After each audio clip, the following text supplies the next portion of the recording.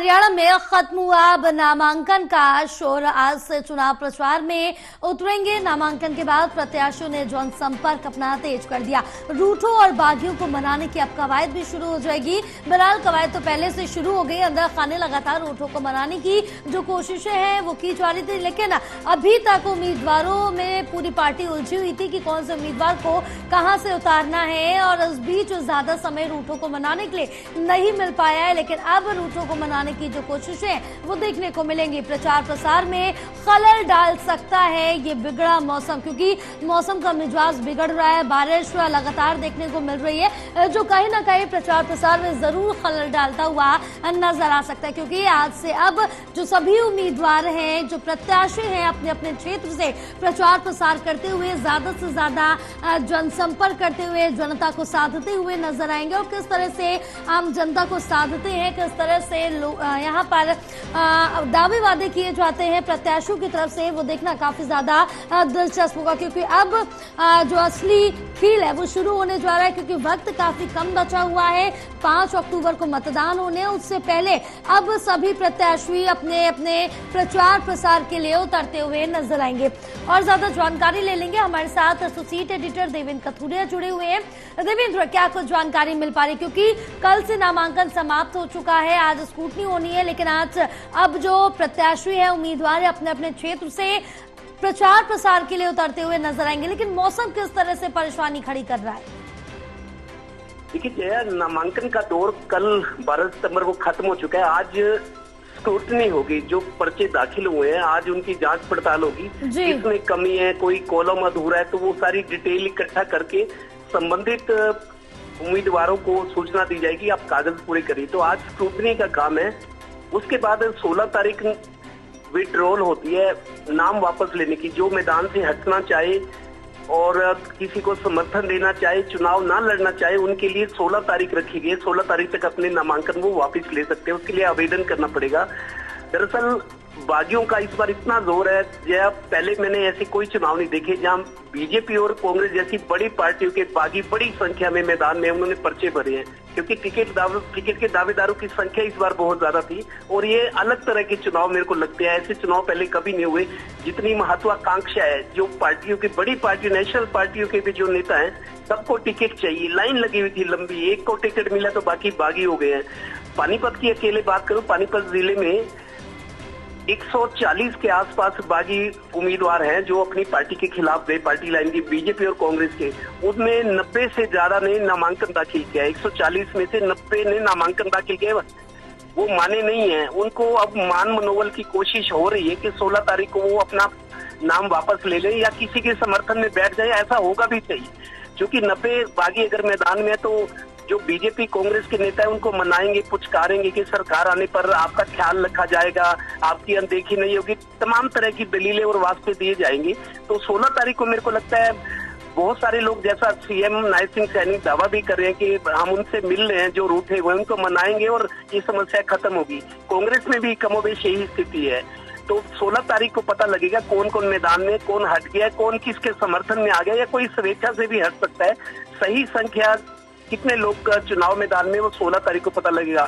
फिलहाल इसी के साथ ही मौसम भी थोड़ा खराब हो गया। आज भी बूंदाबांदी हो रही है और मौसम विभाग का ये कहना है कि मॉनसून फिर सक्रिय हो गया। अगले कुछ दिन बारिश, बूंदाबांदी, मौसम ठंडा रहेगा। तो चूंकि चुनाव के लिए बहुत कम समय मिला, इस बार महज 20-22 दिन रह गए 5 अक्टूबर को मतदान होने में। ऐसी स्थिति में मौसम की खराबी भी आड़े आ रही है, काम ज्यादा है और समय कम है। तो ये चीज भी दिक्कत कर रही है। जिन्होंने जनसभा रैलियां करनी है, अब 13 तारीख को, आज 13 तारीख है, 14 को की गई है। कुरुक्षेत्र में प्रधानमंत्री नरेंद्र मोदी की रैली है। इस बार शुरुआत पहले हीरवाल से करते रहे प्रधानमंत्री कैंपेन की, लेकिन इस बार धर्मनगरी कुरुक्षेत्र में प्रधानमंत्री की रैली है। 14 तारीख कल है, तो उसकी तैयारियां भी करनी है। लेकिन मौसम खराब है, उससे भीड़ जुटाने में दिक्कत होगी, रैली के आयोजन में, प्रबंधन में भी दिक्कत आएगी। अगर मौसम खराब है तो उसको लिए कोई कुछ नहीं कर सकता। तो उम्मीदवार, उनके समर्थक भी परेशान है कि मौसम इस तरीके से खराब रहा, लोगों तक पहुंचेंगे कैसे। और आज वक्त ऐसा है, हर वोटर, हर समर्थक चाहता है कि उसकी पूछ हो, मान सम्मान हो, क्योंकि लोग आज कहते हैं कि मेरे पास तो आया नहीं, मैं कैसे उनको कंसीडर करूं। तो मतलब लोग चुनाव को अपने मान सम्मान से भी जोड़ते हैं। तो इस वजह से भी उम्मीदवारों उनको समर्थकों के सामने चुनौती बड़ी है, काम बड़ा है, समय कम है और मौसम की खराबी ऊपर से ये दिक्कत पैदा कर रही है। देखना यह है कि आज चूंकि नामांकन का खत्म हो चुका है, जनसंपर्क के लिए लिस्टें बन रही हैं। जो उम्मीदवार हैं उनके क्षेत्र में कौन सी कॉलोनियां, कौन से गांव, कौन सा क्षेत्र आता है, कहां कब जाना है, ज्यादा से ज्यादा लोगों से जनसंपर्क हो, वोट की अपील होगी। बीजेपी वाले ये बताएंगे कि 10 साल में हमारी सरकार ने क्या काम किए। कांग्रेस विपक्ष में है, कांग्रेस में सत्ता में वापसी की कोशिश कर रही है, वो सरकार की नाकामियों को गिनाएंगे। कुल मिलाकर ये बड़ा दिलचस्प मुकाबला होने वाला है और 20-22 दिन का ही चुनाव है। इतना कम समय, मेरे को लगता है पहले ऐसा नहीं हुआ कि इतना कम समय चुनाव लड़ने के लिए मिला हो। जी, जैसा कि आपने भी जिक्र किया कि पीएम मोदी की रैली है, लेकिन इस बीच अगर तैयारियों के पहले से हम बात करें तो क्या कुछ रखी जाएगी और उस दिन रूट डाइवर्जन भी किस तरह से रहने वाला है? देखिए, कुरुक्षेत्र में अगर प्रधानमंत्री आते हैं तो जाहिर है कि ये प्रदेश स्तर की रैली होगी। यहाँ से हुंकार भरेंगे प्रधानमंत्री नरेंद्र मोदी। बीजेपी तीसरी बार, जैसा टैगलाइन भी है नायब सिंह सैनी की कि हैट्रिक पे सरकार, मोदी सरकार तीसरी बार आई है, तो हरियाणा में भी बीजेपी सरकार अपने काम के दम पे अपने चेहरे पर दोबारा आएगी।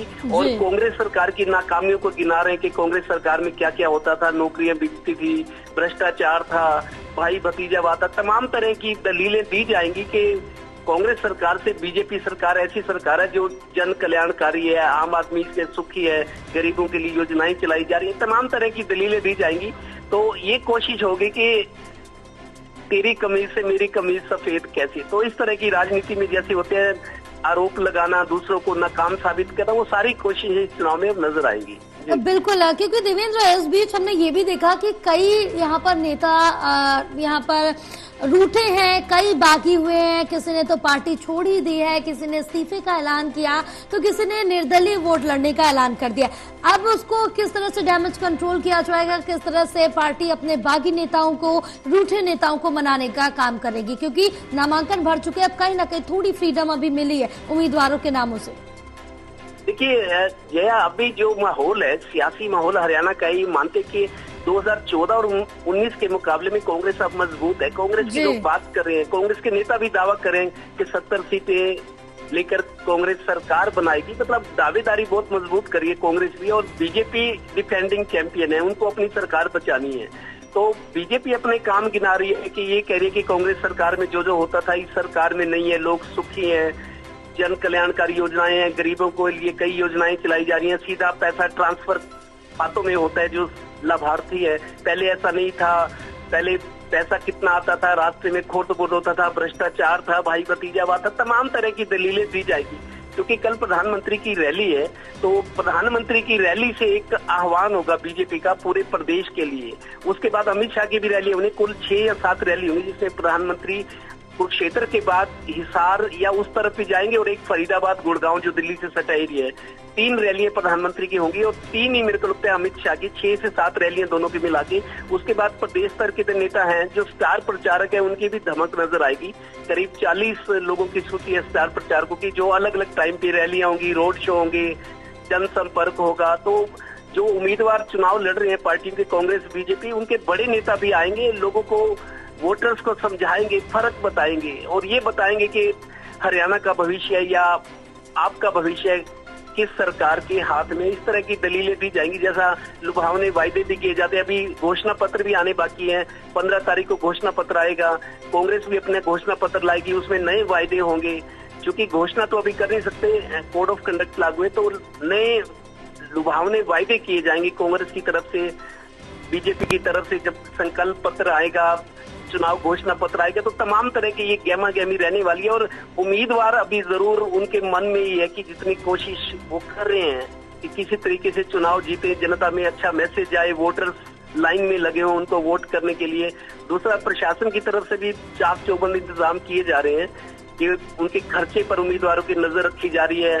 पुलिस की व्यवस्था है, तमाम तरह की जो मशीनरी अपने अपने काम में लगी हुई है। अब कुल मिलाकर 22 दिन का चुनाव है और एक एक दिन घटता चला जाएगा। अभी ये नामांकन के बाद अभी विड्रॉल 16 तारीख को पता लगेगा किस पार्टी के उम्मीदवार मैदान में है। उसके बाद रैलियां और ये रोड शो होंगे, जनसभाएं होगी, घर घर संपर्क होगा, टोलियां बनाकर जनता तक, वोटर्स तक पहुंच होगी। ये सारी चीजें अब जल्द नजर आने वाली है। हाँ बिल्कुल। अब लेकिन इस चीज का इंतजार है पार्टियों को कि किस तरह से अपने घोषणा पत्र का ऐलान करती हैं और अपने घोषणा पत्र में क्या कुछ महत्वपूर्ण बीजेपी रखने वाली है और क्या कुछ महत्वपूर्ण कांग्रेस रखने वाली है। देखिए, नहीं, जो घोषणा पत्र बीजेपी तो संकल्प पत्र कहती है अपने घोषणा पत्र को।